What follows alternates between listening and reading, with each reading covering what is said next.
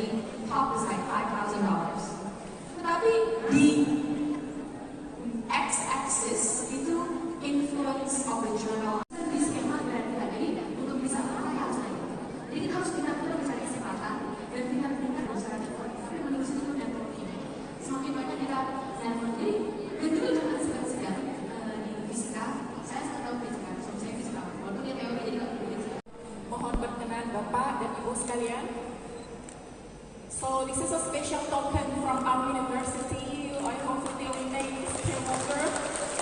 Thank you so much. Right? Okay. Dan selanjutnya penyerahan cenderamata yang akan diserahkan oleh Ibu Wamen kepada Bapak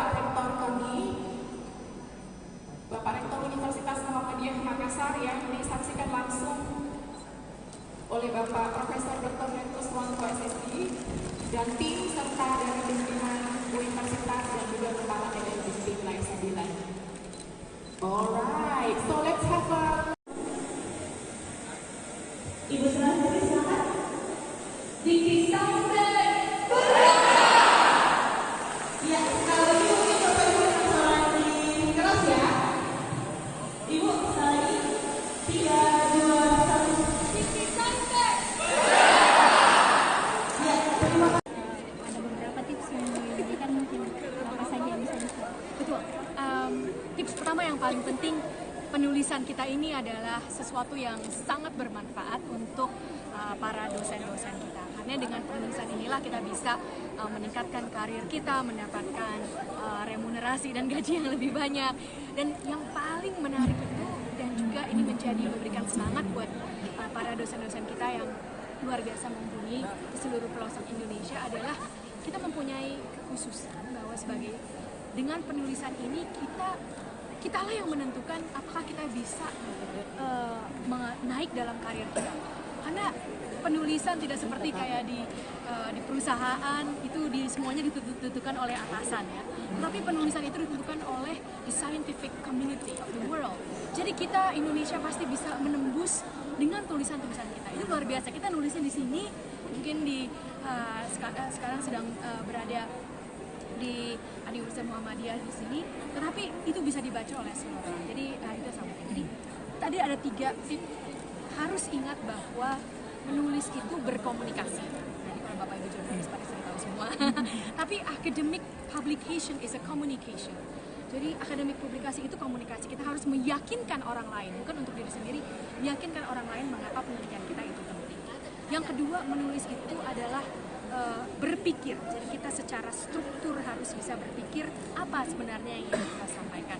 Yang ketiga, tidak ada orang yang lahir menjadi penulis baik. Nah, Bapak Ibu sekalian yang teman-teman saya jurnalis ini tiap hari menulis banyak-banyak. Nah, sebenarnya teman-teman saya dosen juga harus begitu untuk bisa menjadi penulis yang baik. Kita semua harus sering-sering menulis. Itu 3 tips yang sangat penting sekali. Saya harus dipikirkan. Menulis, bahkan akademik publikasi itu adalah menceritakan, dan supaya ceritanya itu bisa dimengerti dan disukai oleh ilmuwan-ilmuwan lainnya dan di seluruh dunia. Prof, mungkin kalau untuk penelitiannya sendiri dari Kemdikbudristek itu kami sudah banyak sekali mempunyai skema. Yang satu itu sudah berjalan, yaitu dana hibah lewat program yang namanya BIMA. Itu sudah diluncurkan dan itu sudah banyak sekali yang menerimanya. Saya rasa di sini pun juga ada yang menerima ya Pak ya. Di Universitas di Makassar ini juga pasti banyak yang menerima. Tetapi akan ada lagi yang diluncurkan dari dana hibah ini pada bulan Agustus, mungkin tanggal 8 atau tanggal 9 itu akan diluncurkan bersama dengan Harteknas Kemdikbudristek. Akan diluncurkan dana hibah 1,8 triliun. Tapi yang penting sekali, ada suatu perubahan paradigma dari Kemdikbudristek. Bukan saja dibuka siapapun bisa mengajukan proposal apapun, tetapi kita membuat yang namanya strategic grant call. Grant maksudnya untuk grant untuk dana hibah. Kenapa strategis? Karena kita ingin bahwa apa yang dibutuhkan oleh negara yang sudah dicanangkan Bapak Presiden, ketahanan pangan kita butuh, ketahanan energi kita butuh, hilirisasi kita butuh, ini agar para periset kita dari seluruh pelosok Indonesia yang sangat mumpuni di universitas kita, baik perguruan tinggi swasta maupun perguruan tinggi negeri, ini bisa menjawab pertanyaan-pertanyaan negara, kebutuhan negara, sehingga mereka akan bisa mengkhususkan, oke, saya akan memasukkan proposal untuk menjawab tentang kebutuhan pangan kita, untuk ketahanan energi kita. Itulah yang akan juga terjadi di Grand Call besar yang kedua dari ini. Ini adalah cukup besar, tambahan 1,8 triliun dari mitra kami LPDP untuk universitas-universitas baik PTS maupun PTN. Sebelumnya sebesar hampir 2 triliun itu sudah diluncurkan untuk PTS maupun PTN lewat program BIMA, dan akan ada lagi sebentar. Oke.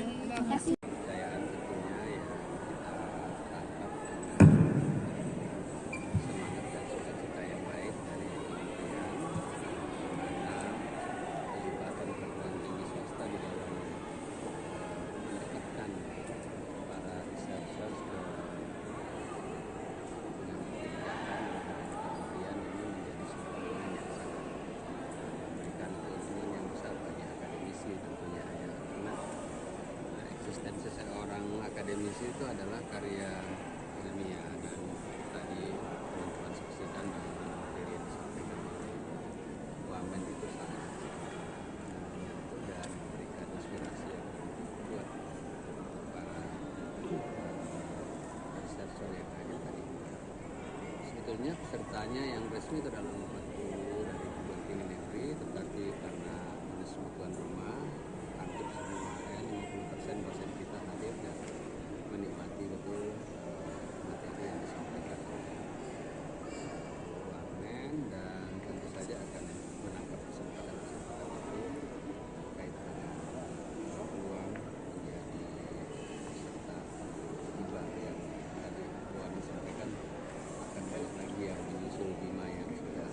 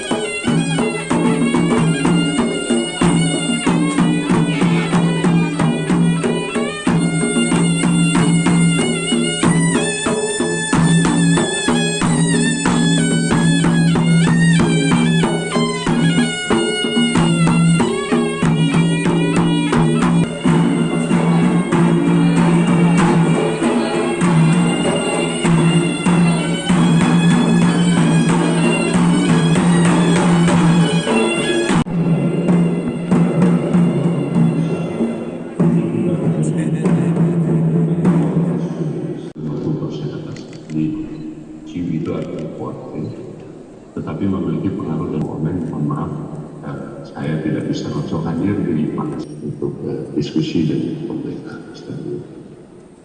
Terima kasih banyak Bu dan juga tim yang sudah hadir di Makassar tadi. Sedikit saja saya selesaikan sambutan pagi ini. Tadi secara kuantitas kita cukup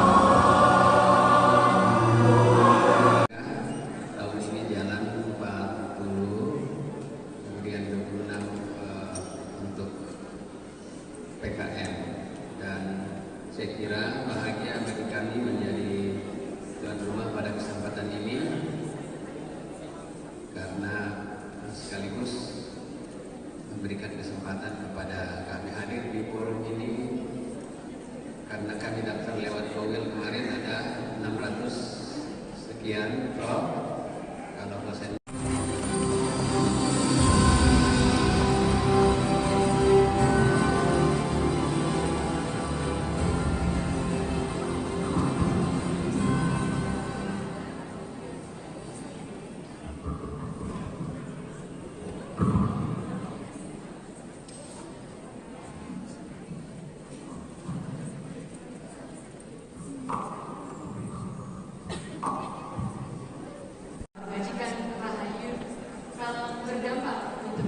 Download Tribun X sekarang, menghadirkan lokal menjadi Indonesia.